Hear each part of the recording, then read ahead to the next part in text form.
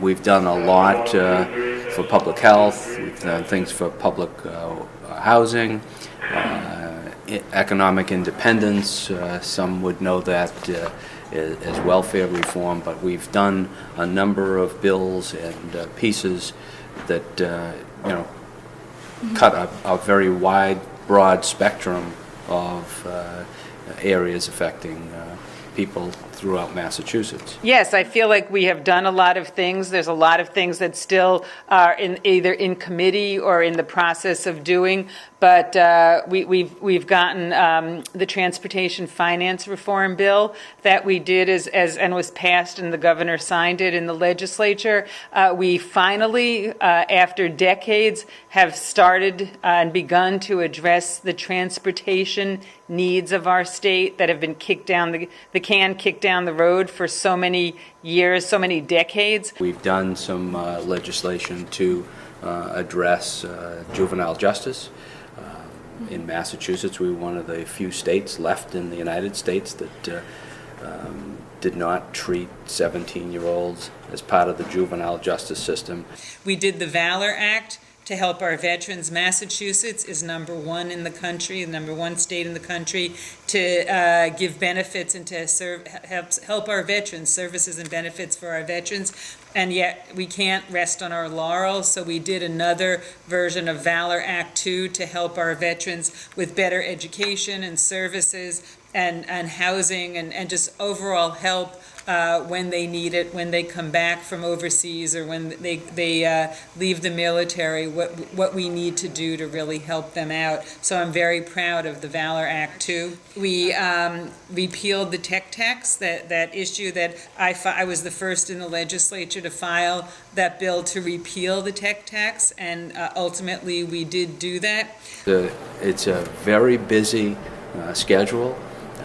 We've been staying on top of what happens to the folks in Massachusetts and trying to respond to their needs as quickly as possible.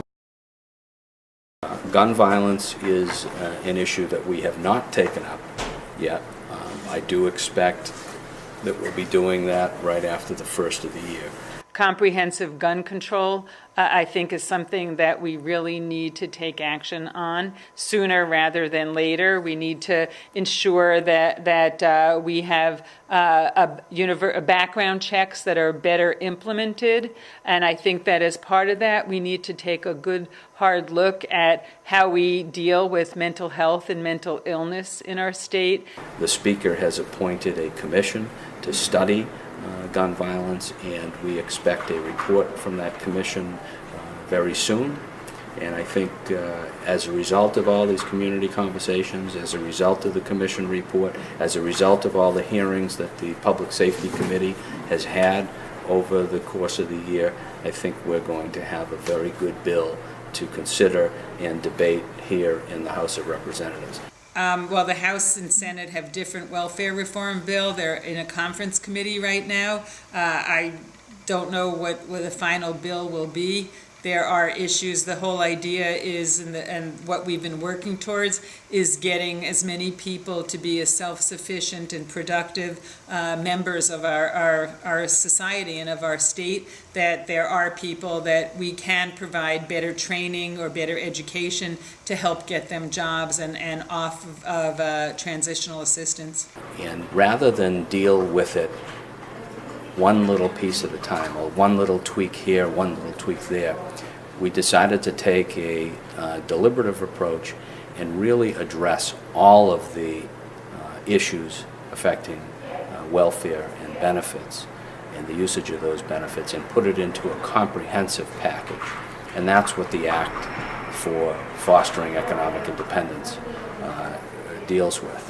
We'll pass the final version of the bill, having some stricter oversight over compounding pharmacies. There was that tragedy that happened last year that I know we all want to prevent. There are some compounding pharmacies in Massachusetts, and most of them do a terrific job and provide a really important purpose of filling a gap where there are no pharmacies available. So this is something that we just need to make sure that we don't have ever another tragedy like we had from the Framingham compounding pharmacy. Dedicated, Active, cautious, inclusive, and diligent moving forward.